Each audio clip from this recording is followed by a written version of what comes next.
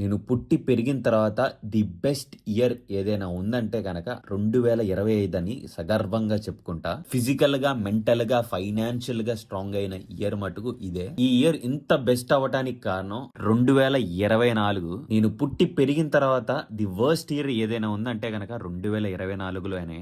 Natural body building competition అనే ఒక circus ఆడిన తర్వాత నిజాన్ని నిజంగా చెప్తే నా మీద సోషల్ మీడియాలో అత్యంత దారుణమైన కమెంట్స్ చేసి నన్ను పర్సనల్ గా అటాక్ చేశారు. మేబీ మెంటల్ గా వీక్ అయి ఉండొచ్చు కానీ ఫైనాన్షియల్ గా నేను చాలా స్ట్రాంగ్ ఉన్నాను. ఎవరైతే ఆ టైంలో నన్ను బ్యాకప్ చేసి నీ వెనకాల మేము ఉన్నామన్నా నువ్వు నిజం చెప్పావు అని చెప్పి నన్ను బ్యాకప్ చేసిన ప్రతి ఒక్క తమ్ముళ్ళు, ఫాలోవర్ ని నేను ఎప్పటికీ మర్చిపోను. కోర్స్ నిజాలు బయటకు వచ్చాక మీకే రియాలిటీ తెలిసింది నేచురల్ బాడీ బిల్డింగ్ కాంపిటీషన్ అనేది. దీన్ని పక్కన పెడితే 2025 అనేది నాకు చిరస్థాయిగా గుర్తుండిపోయింది.